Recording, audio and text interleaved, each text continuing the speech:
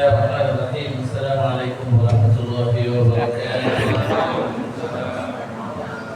Innal hamdalillah nahmaduhu wa nasta'inuhu wa nastaghfiruhu wa nastaghfiruh wa na'udzu billahi min shururi anfusina wa sayyiati a'malina may yahdihillahu fala mudilla lahu wa may yudlil fala hadiya lahu. Amma ba'du, rabbi shrah li sadri wa yassir li amri wa hlul 'uqdatam min lisani yafqahu qawli. Alhamdulillah, jemaah sekalian dalam Allah Subhanahu wa taala, pada hari ini Allah masih memberikan kesempatan buat kita untuk menikmati karunia taufik, hidayah, sehat dan sempat. Dalam hari ini kita bisa duduk bersama dalam rangka thalabul ilm. Mari kita niatkan atau kita mantapkan niat kita untuk thalabul ilm lillahi ta'ala. Bismillahirrahmanirrahim. Bismillahirrahmanirrahim. Alhamdulillahi rabbil alamin. Alhamdulillahi rabbil alamin. Nawaitu ta'alluma wat-ta'lima wat-tadhakkura wat-tadhkira wan-naf'a wal-intifa'a wal-ifadata wal-istifadata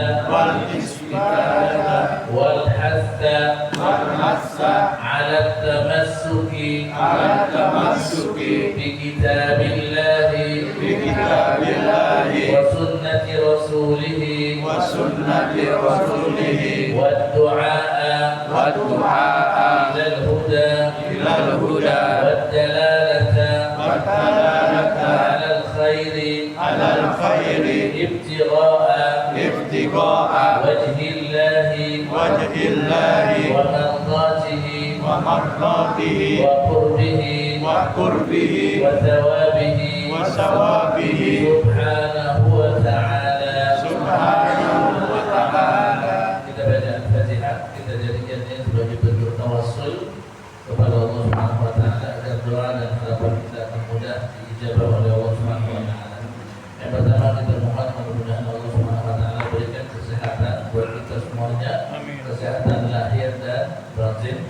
Siapapun yang sakit hari ini dari jamaah, karena ada jamaah ibu-ibu yang hadir, yang biasa hadir hari ini, Ibu Suwati kondisinya dirawat di rumah sakit. Kemudian siapapun dari keluarga kita yang kondisinya sakit, mudah-mudahan Allah Subhanahu wa taala angkat penyakitnya. Allah jadikan penyakit itu sebagai ladang pahala dan peninggi derajat di sisi Allah Subhanahu wa taala. Kemudian kita juga berdoa mudah-mudahan Allah Subhanahu wa taala berikan kepada kita ilmu yang bermanfaat, yang akan lebih mendekatkan diri kita kepada Allah Subhanahu wa taala, dan Allah berikan keistiqomahan buat kita semua di atas jalan iman, di atas jalan taqwa, di atas jalan Islam, di atas jalan amal saleh selama hayat hidup. Pada ala hadhihi niyyah wa kulli niyyatin salihah. Al-Fatihah. A'udzu billahi minasy syaithanir rajim. Bismillahirrahmanirrahim. Alhamdulillahi rabbil alamin. Ar-Rahmanir Rahim. Maliki yaumiddin. Iyyaka na'budu wa iyyaka nasta'in. Ihdinas siratal mustaqim. Siratal ladzina an'amta 'alaihim ghairil maghdubi 'alaihim waladdallin. Amin. Alhamdulillah. Jemaah sekalian, malam hari ini insyaallah kita akan melanjutkan kajian kita yang sudah kita mulai di pertemuan yang lalu. Kita masih di bab yang ada hubungannya dengan mengurus jenazah. Tapi ini adalah poin terakhir di halaman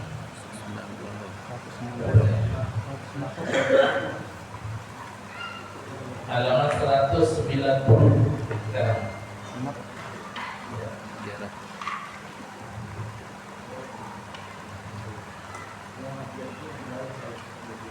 Tentang ziarah kubur. Kalau poin sebelumnya yang sempat kita jelaskan itu adalah tentang sunnahnya kita memberi makan kepada ahli mayit atau keluarga orang yang sedang dirundung duka karena ada yang meninggal, salah seorang di antara mereka. Ya. Dan ini pernah dulu diperintahkan oleh Nabi SAW kepada para tetangga, para sahabat, tetangganya Ja'far bin Abi Thalib. Ketika Ja'far bin Abi Thalib meninggal, suasananya sedang berkabung di keluarga itu, maka Nabi SAW memerintahkan kepada para sahabat, isna'u li ali Ja'far ta'aman faqad atahum ma yusribuhum. Jadi buatkanlah untuk keluarga Ja'far makanan, karena mereka sedang disibukkan dengan suasana kesedihan, nggak sempat lagi untuk masak dan lain sebagainya. Maka para tetangga yang ada di sekitarnya disunnahkan untuk menyiapkan makanan bagi keluarga ini. Dan ini adalah bahagian dari takziah, daripada menghibur mereka. Ya. Bagian dari menghibur mereka dan memberikan isyarat bahwasanya kami para tetangga adalah satu tubuh dengan kalian, dan kesedihan yang menimpa kalian itu juga adalah kesedihan kami. Sehingga jika kalian sibuk dengan mengurus jenazah yang meninggal ini, maka biarlah kami yang mengurus dan menyediakan makanan buat kalian. Ya. Dan di pertemuan yang lalu saya juga mengungkapkan apresiasi yang begitu besar kepada ibu-ibu yang saya ketahui di RT ini. Terkadang ketika ada yang meninggal, atau hampir selalu ya, ketika ada yang meninggal dan keluarganya sibuk dengan kesedihan ini, ada informasi bahwa mereka sedang menyiapkan makanan yang dimasak dengan sumbangan dan lain sebagainya untuk keluarga yang sedang bersedih. Ini makna yang luar biasa, ya.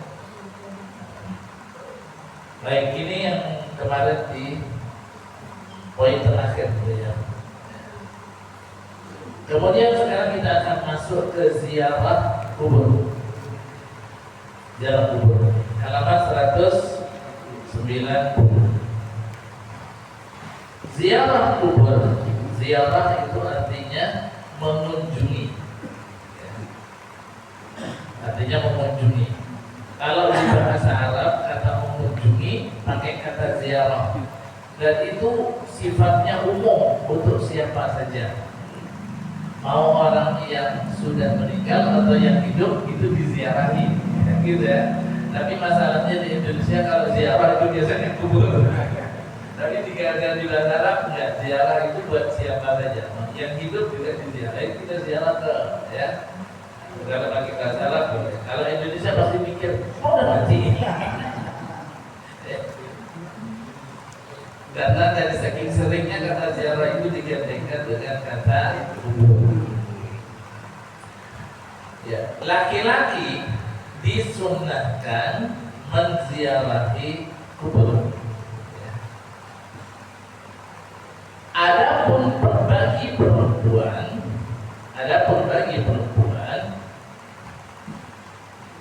hal ini dimakruhkan. Poin pertama yang disampaikan di sini itu adalah disunnahkannya, disyariatkannya menziarahi kuburan untuk laki-laki. Dulu menziarahi kuburan itu dilarang oleh Nabi SAW. ketika di Mekah dilarang. Karena di Mekah itu adalah fase di mana keimanan sedang dibina.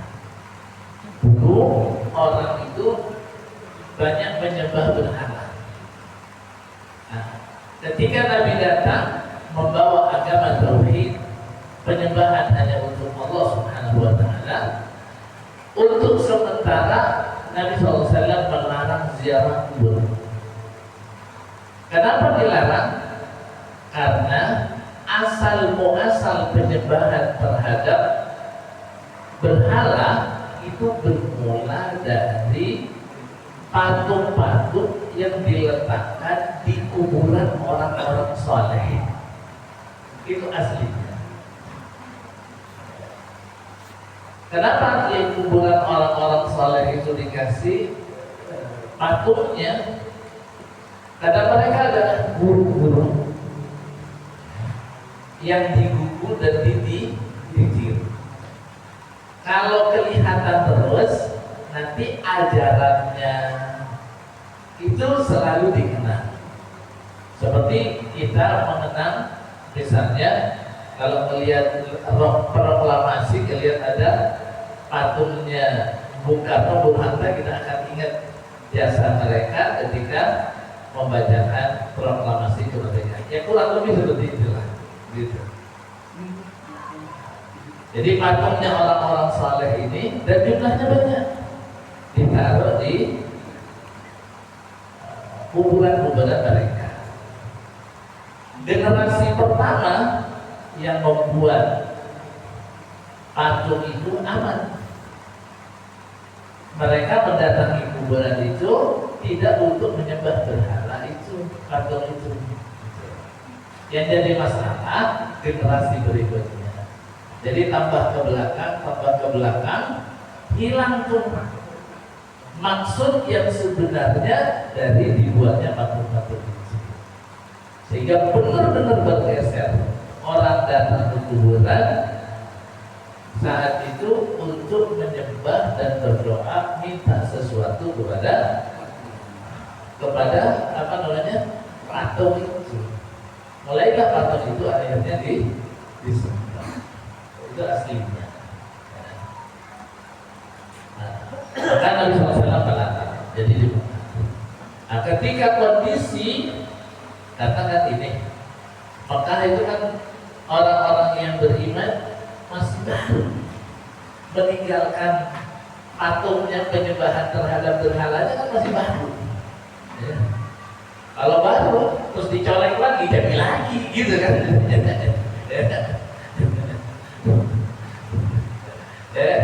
Nah itu. Jadi biar lama dulu, biar dibina dulu keimanannya. Baru di Madinah Nabi mengatakan, kuntu nahaitukum an ziyaratil kubur. Dulu aku larang kalian untuk menziarahi kubur.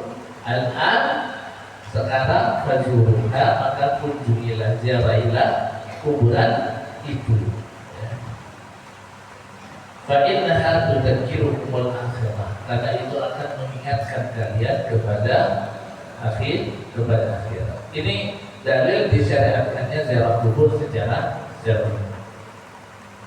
Adapun bagi perempuan, hal itu dimakruhkan. Kenapa? Karena tabiat perempuan yang lemah hati dan lekas susah atau lekas sedihnya datang sedihnya cepat, ya, gampang sedih, maka dikhawatirkan akan mencucurkan air mata dan akan berkeluh kesah serta berduka cita sehingga lupa akan kekuasaan Allah Subhanahu wa ta'ala.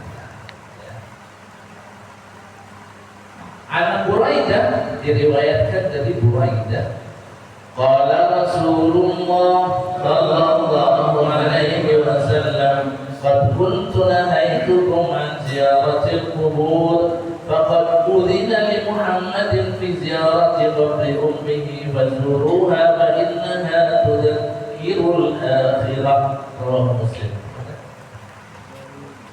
Dari Buraidah, Rasulullah SAW telah berkata, dahulu saya telah melarang kamu berziarah ke kuburan. Sekarang Muhammad telah mendapat izin untuk berziarah ke kuburan ibunya. Maka ziarahlah kamu, karena sesungguhnya ziarah itu mengingatkan akhirat. Riwayat Muslim, Abu Dawud dan Tirmidzi. Dari sini bisa ketahuan tujuan, salah satu di antara tujuan ziarah kubur apa, mengingatkan kepada akhirat. Dan kuburan itu adalah terminal pertama kehidupan akhirat. Jadi terminal pertama kehidupan akhirat adalah kuburan. Orang yang datang ke kuburan ada di terminal ya. Sekian. Kemudian ini berlaku untuk laki-laki secara umum. Nah, ada hadis yang menunjukkan kok kayaknya kalau perempuan itu dilarang, ya. Kita lihat di sini. An Abi Hurairah anna Rasulullah sallallahu alaihi wasallam la'ana zawaratil qubur. Rawahu Ahmad wa Ibnu Majah wa Tirmidzi. Dari Abu Hurairah, sesungguhnya Rasulullah sallallahu alaihi wasallam telah mengutuk perempuan-perempuan yang ziarah ke kuburan. Riwayat Ahmad, Ibnu Majah dan Tirmidzi. Jadi kesannya di hadis ini wanita-wanita yang menziarahi kubur itu dilaknat. Kalau dilaknat berarti dilarang. Nah, jemaah sekalian Allah Subhanahu wa taala, perlu diketahui kata zawarat ini terjemahannya adalah wanita-wanita yang menziarahi. Tapi sebenarnya makna zawarat itu adalah banyak mengunjungi. Jadi dia selalu bolak-balik terus gitu kan, ya, zawarat al-qubur. Ada para ulama ternyata berbeda pendapat tentang hukum ziarah kubur bagi wanita.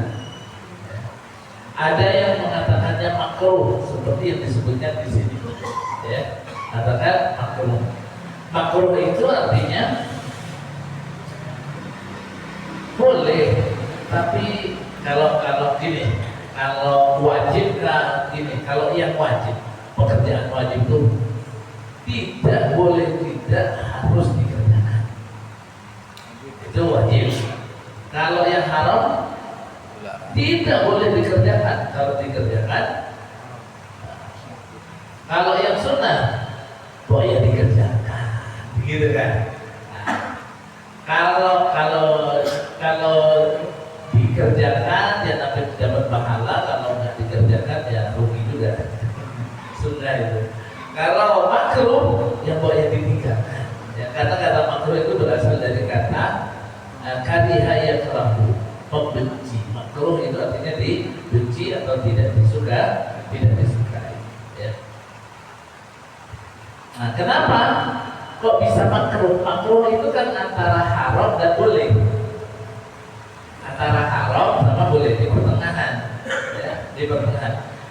Karena pendapat ini mengumpulkan antara keterangan-keterangan yang melarang dan keterangan-keterangan yang membolehkan, gitu.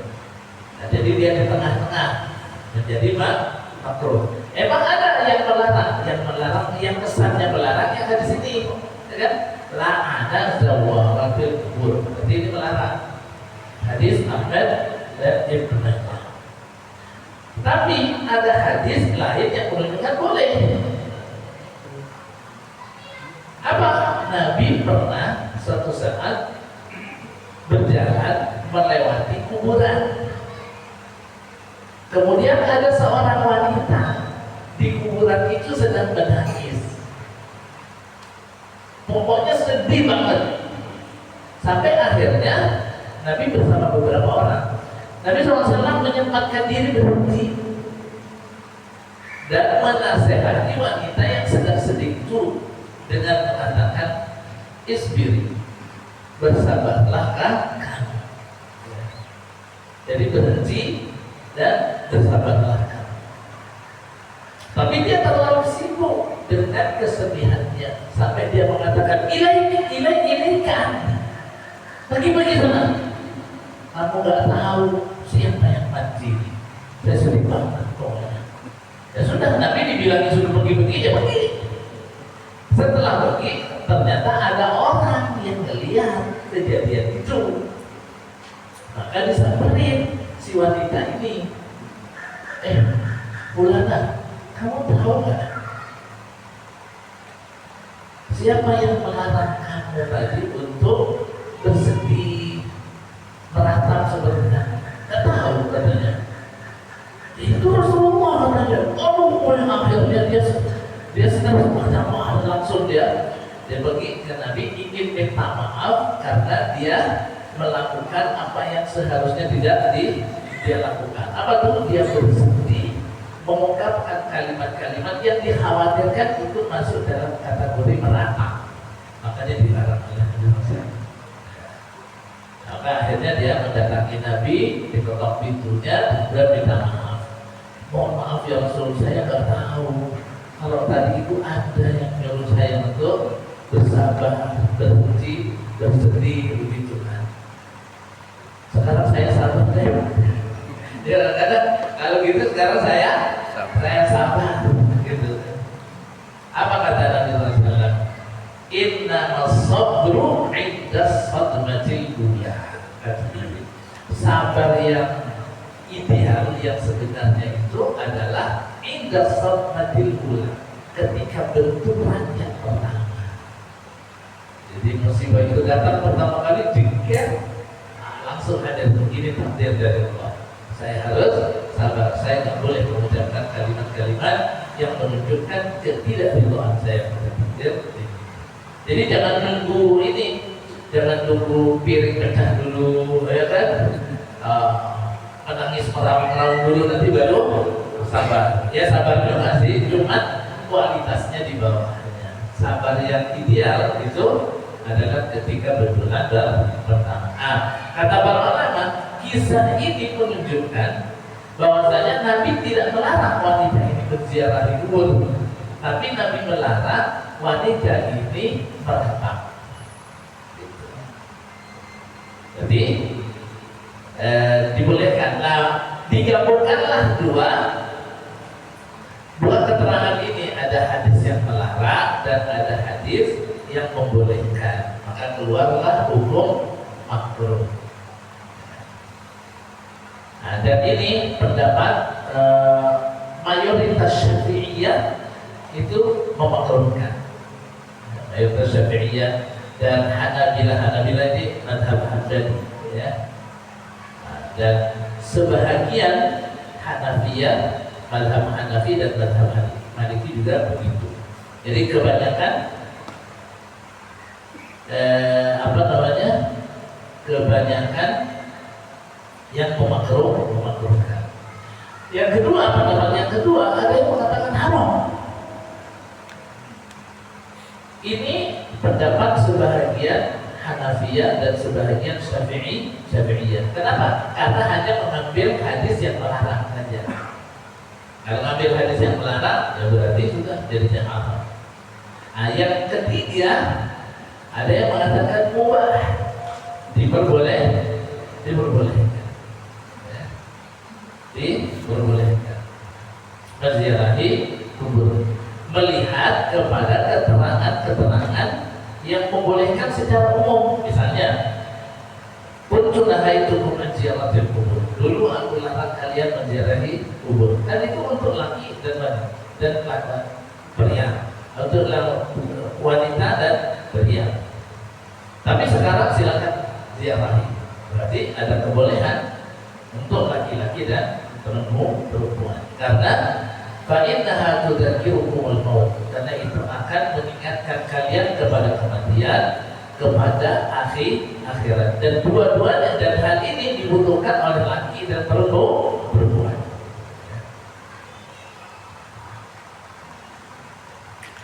Kemudian juga ada keterangan yang membolehkan. Siti Aisyah radhiyallahu taala anha itu mengatakan ke Nabi, jadi ya Rasulullah, kalau satu saat saya mau mengunjungi atau menziarahi kubur, apa yang bisa saya baca? Ternyata Nabi ngajarin, kuli bacalah olehmu kalau kamu menziarahi kubur, assalamu ala ahli diyar minal mu'minina wal muslimin wa yarhamullahu mustaqdimina minna wal mustakhirin wa inna insyaallahu bikum lalahiqun. Ini jelas menunjukkan kebolehan karena Nabi ngajarin doanya. Ya kan? Kalau ngajarin doanya kan berarti boleh. Nah inilah ya pendapat para ulama. Jadi ada yang mengatakan makruh, dan ini yang paling banyak. Ada yang mengatakan haram sebagian, dan ada yang cukup banyak juga riwayatnya yang mengatakan boleh. Nah, cuman disepakati oleh semuanya bahwasanya kalau wanita-wanita itu datang menziarahi kubur nanti akan timbul fitnah, maka diharamkan. Semuanya sepakat. Ya. Jadi yang mengatakan makruh, yang mengatakan boleh ketika tidak ada masalah, ketika tidak ada ketika ada fitnah, semuanya menjadi haram, menjadi tidak boleh. Baik, sekarang berikutnya, orang yang menziarahi kubur disunnatkan memberi salam kepada ahli kubur dan mendoakan mereka, memintakan ampun dan memintakan keselamatan ahli kubur. Dan ini di antara adab orang yang menziarahi kubur. Hadisnya an Sulaiman bin Buraidah an abihi kana Rasulullah sallallahu alaihi wasallam idza kharaju ila al-maqabir an yaqula qailuhum assalamu alaikum ahla diyar min al-mu'minin wal muslimin wa inna insyaallah bikum lahiqun nas'alullah lana wa lakum al-afiyah. Dari Sulaiman bin Buraidah melalui bapaknya, Rasulullah Sallallahu Alaihi Wasallam mengajari mereka ketika mereka pergi ke kuburan supaya mengatakan mudah-mudahan selamat dan sejahteralah orang mukmin dan muslim yang di sini, dan sesungguhnya kami insyaallah akan menyusul kamu. Kami mohon keselamatan kepada Allah untuk kami dan kamu. Riwayat Muslim dan Ahmad. Nah ini diantara dalil-dalilnya. Jadi nomor satu, disunahkan untuk mengucapkan salam. Salam itu kita tahu, salam itu doa. Assalamu alaikum atau assalamu ala ahli kubur, itu adalah doa keselamatan bagi ahli kubur. Dan ini menunjukkan bahwa doa kepada Allah untuk ahli kubur itu akan bermanfaat. Jadi kalau orang mendoakan orang yang sudah meninggal, walaupun nggak ada hubungan kerabat sekalipun, itu akan bermanfaat. Jadi jangan dipahami ya bahwasanya doa itu akan bermanfaat kalau dilakukan hanya oleh orang-orang tertentu, misalnya anak atau orang tua. Secara umum. Ya, cuman kenapa kok disebutkan anak untuk orang tuanya? Karena itu ada nilai plusnya. Nilai plusnya adalah birrul walidain. Ya, mendoakan orang tua, nilai plusnya adalah bakti kepada orang tua, bakti anak untuk orang tua.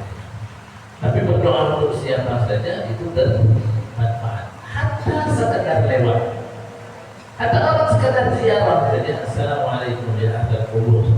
Mau yang panjang ya boleh ya.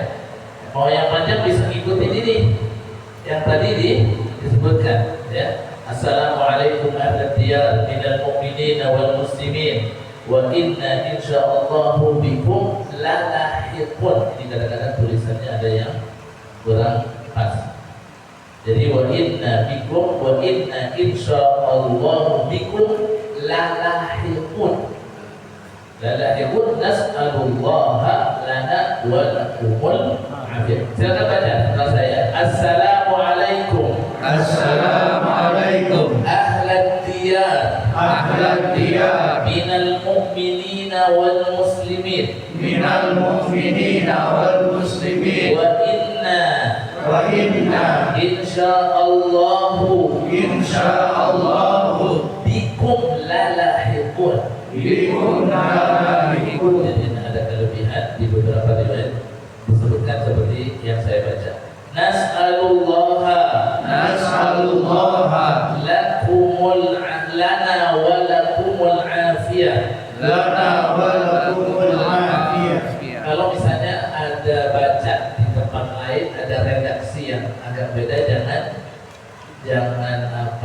merasa aneh karena doa itu diriwayatkan dengan redaksi yang bermacam-macam. Ya. Yang saya pernah baca juga selain ini riwayat Muslim dan Ahmad itu tadi Assalamualaikum ahlan diyar minal mu'minina wal muslimin wa yarhamullahul mustaqdimina minna wal mustakhirin wa inna insyaallah bikum lalahiqun. Ya. Kalau mau yang pendek ya tinggal Assalamualaikum ya ahlan diyar atau Assalamualaikum ya ahlan kubur. Begini saja itu akan bermanfaat buat orang yang meninggal. Beberapa cerita zaman sekalian yang pernah saya dengar, ada seorang ulama yang kalau dia pulang ke rumahnya dia pasti melewati kuburan, dan kalau dia lihat kuburan itu dia mengikuti sunnah Nabi mengucapkan salam. Jadi Assalamualaikum ya ahlan diyar atau ya Assalamualaikum ya ahlan kubur. Dia tidak pernah lupa. Tapi suatu saat karena dia buru-buru maka dia lupa, dia tidak membaca, jadi langsung aja pulang tidur dia malah sekalian mimpi. Apa mimpinya? Yang mati itu bangun dan mengatakan pulang, mana doa? Jadi nanya mana doa? Jadi hatta Assalamualaikum kan gak mungkin dia malah sekalian. Nabi mengajarkan kita mengucapkan salam, kalau di salam itu tidak manfaat sebenarnya. Tidak mungkin. Masa Nabi mengajarkan sesuatu yang tidak bermanfaat? Tidak mungkin. Nah, sehingga ada cerita-cerita semacam itu. Jadi yang pertama. Yang kedua, mengucapkan salam, kemudian mendoakan orang yang meninggal. Ya, doa untuk meninggal. Dan ini banyak banget keterangan-keterangannya di dalam Al-Quran. Misalnya ketika Allah ingin menunjukkan bukti kesolehan sebuah generasi, Allah mengatakan ini walladzina ja'u min ba'dihim, dan orang-orang yang datang setelah mereka ini kalau merujuk ke dalam Quran orang-orang Muhajirin dan Ansor. Generasi berikutnya dipuji oleh Allah Subhanahu wa taala karena alladzina ja'u min ba'dihim, orang-orang yang datang setelah orang Muhajirin dan Ansar, termasuk kita di dalamnya. Yaqulun, mereka selalu berdoa, Rabbana ighfir lana wa li ikhwanina alladzina sabaquna bil iman wala taj'al fi qulubina ghillan lil ladzina amanu rabbana innaka ra'ufur rahim. Ya. Mau yang kita doakan itu kita kenal, kita tidak kenal, itu akan bermanfaat. Bahkan ada riwayat teman sekalian bahwa kalau ada orang yang mendoakan saudaranya yang masih hidup ataupun yang sudah meninggal,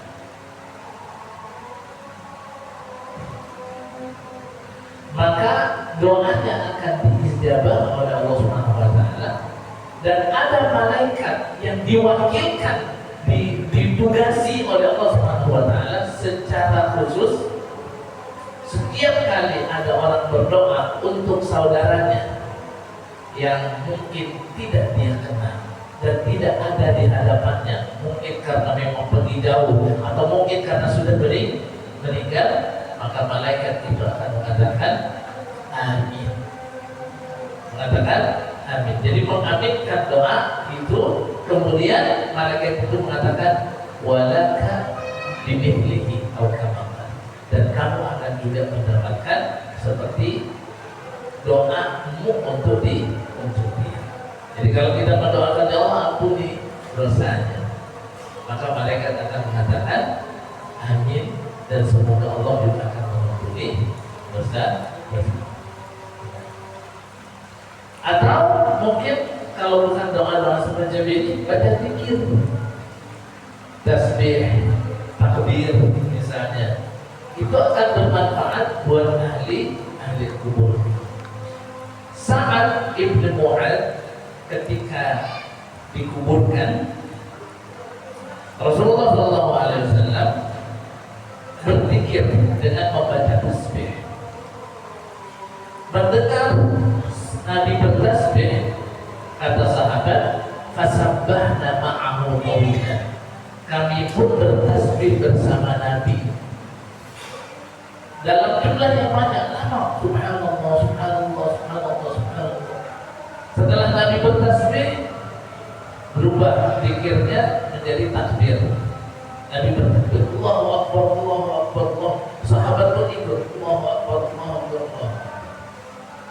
Kemudian selesai zikirnya, Nabi ditanya, mimma sabbahta ya Rasulullah, kenapa anda bertasbih ya Rasul? Nabi mengatakan,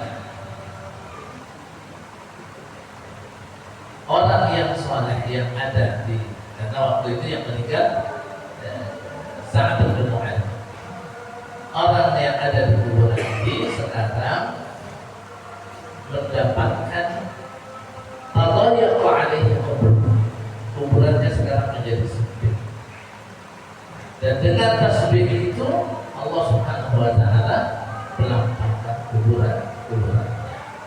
Jadi barangkali kalau ada orang-orang yang mungkin bingung zaman sekalian untuk misalnya tahu apa yang harus dia baca ketika ziarah kubur, dia bisa berdoa, kemudian bisa berhenti berpikir, niatkan supaya Allah Subhanahu wa taala memudahkan urusan orang yang ada di dalam kuburan. Kemudian di antara adab yang penting kalau orang ziarah kubur, tak perlu mencaci orang yang sudah mati. Dengan misalnya melewati kuburan si fulan yang ada dan sudah diam aja, ya. Kata Nabi SAW, la tasubul amwat, jangan kalian caci orang-orang yang sudah mati itu. Fa innahum qad afdau ila ma qaddam. Mereka sudah selesai urusannya di dunia, mereka sudah beramal dan mereka sekarang menghadapi balasannya. Kalau ada kebaikan, sudah ulquru mahasinahum taqul, sebutkan saja kebaikan orang-orang yang sudah meninggal. Kemudian di antara adab ketika ziarah atau berada di kuburan itu, nggak boleh duduk di atas kuburan. Kata Nabi, la an yajlisa ahadukum ala jamratin fatuhriqa thiyabahu fatakhlusa ila jildihi aw kama qala khairun lahu min an yajlisa ala qabr. Kalau sekiranya seseorang itu duduk di atas bara api, kemudian bara api membakar bajunya sampai ke kulitnya, itu lebih baik bagi dia ketimbang dia duduk di atas kuburan. Ini adab yang perlu diperhatikan. Jangan sampai duduk. Sudah duduk di kuburan, ngobrol lagi, ya. Ngobrol merokok lagi, Mas. Ya. Sudah hilang urusan akhirat, kalau sudah merokok hilang urusan akhirat sama sekali. Ya. Kemudian ada adab lagi. Ini adab ya, ini bukan yang akan saya sebutkan, ini adab memang bukan merupakan kewajiban. para ulama juga tidak. Tapi ini adab yang perlu diperhatikan, ya. Dan bisa saja makruh untuk dikerjakan. Apa itu jemaah sekalian? Melepaskan alas kaki ketika kita berada di antara berjalan di antara tubuh. Jadi disebutkan Nabi sallallahu alaihi wasallam ra'a rajulan. Nabi melihat seorang laki-laki yang bainal qubur, yang dia berjalan di antara kuburan-kuburan. Wa alaihi na'lan, dia pakai sendal. Faqala, kemudian Nabi mengatakan, orang yang pakai sendal, lepaskan sendal. Melihat ada orang yang nyuruh lepas sendal, dilihat siapa yang nyuruh. Yang nyuruh Rasulullah, lepaskan. Ya, maka adabnya seperti itu. Ya. Kalau misalnya kondisinya tidak memungkinkan, itu urusan lain. Tapi kalau jamaah melihat ada orang yang ketika mau lewat di antara kuburan itu, dia melepas kasutnya, sendalnya, jangan aneh, ya, karena dia ingin melakukan apa yang belum pernah diperintahkan oleh Nabi Sallallahu Alaihi Wasallam. Nah, kemudian apa lagi yang bisa dilakukan? Yang bisa dilakukan adalah membaca surat-surat Al-Quran Al-Karim, kemudian berdoa kepada Allah Subhanahu Wa Taala. Mudah-mudahan bacaan Al-Quran itu kita bisa mendapatkan pahala darinya, dan mudah-mudahan pahalanya juga bisa didapatkan oleh orang yang meninggal. Ya. Karena jemaah sekalian dalam Allah Subhanahu Wa Taala memang masalah ihdaul thawab, menghadiahkan pahala amalan, itu ada yang disepakati, ada yang ikhtilaf di antara ulama. Kalau untuk sedekah haji, umroh, itu disepakati kebolehannya. Bahwa orang, saya bisa sedekah, saya bisa haji, saya bisa umroh, tapi niatnya untuk orang yang sudah meninggal. Ini disepakati, tidak ada khilaf.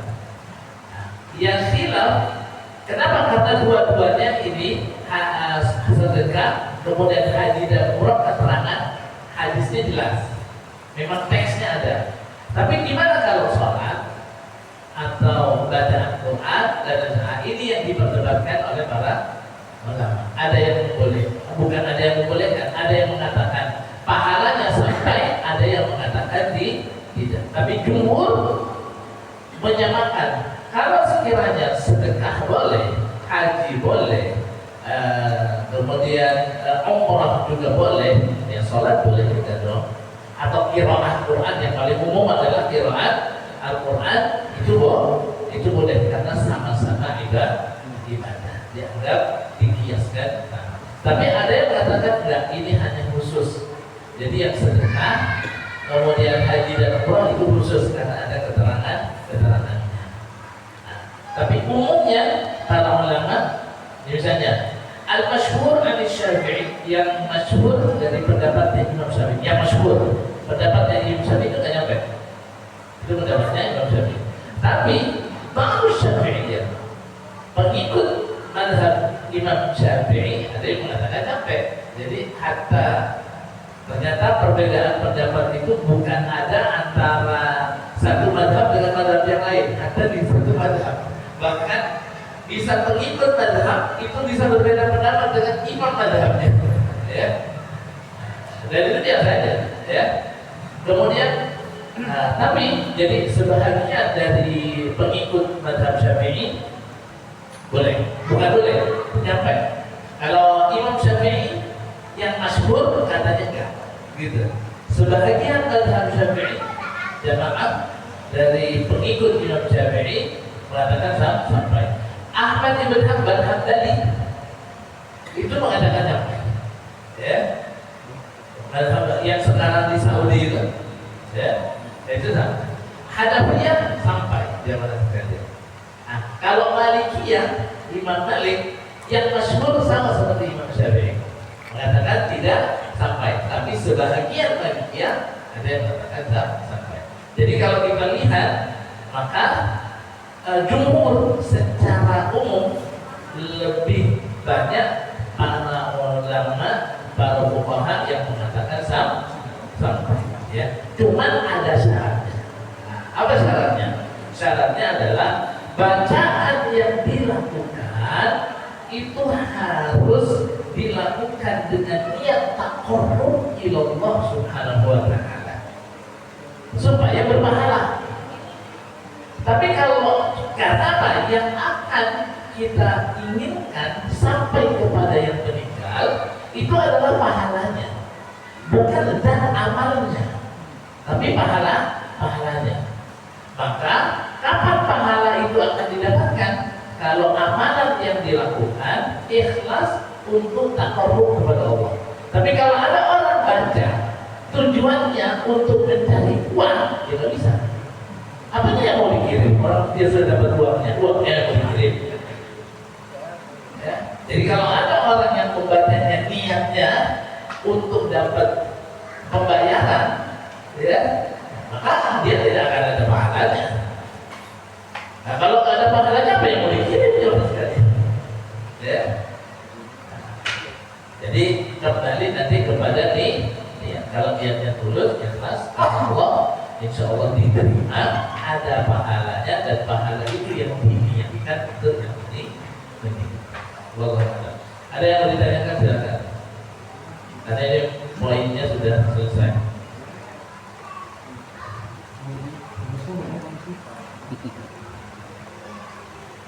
Insya Allah di hari ini kita sudah menyelesaikan bab tentang mengurus jenazah. Bab berikutnya nanti akan pindah ke bab yang lain. Ada kemungkinan ya mas sekalian kita akan nanti kajian kita.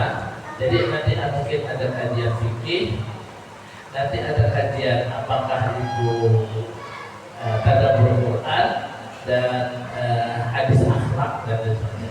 Nanti saya masih lagi memikirkan apa rujukan atau buku yang akan dipakai, insya Allah. Oke, ada yang mau ditanyakan? Silakan. Kalau nggak ada kita tutup. Saya kira cukup sampai di sini. Insya Allah nanti kita lanjutkan lagi. Kita baca hamdalah, alhamdulillah rabbil alamin. Kita baca kafaratul majlis dan sayyidul istighfar. Bismillahirrahmanirrahim. Allahumma anta rabbi la ilaha illa anta khalaqtani wa ana 'abduka wa ana 'ala 'ahdika wa wa'dika ma stata'tu a'udzu bika min syarri ma khalaqtu wa a'udzu bika min ni'matika 'alayya wa a'udzu bika min faghfir li fa innahu la yaghfiru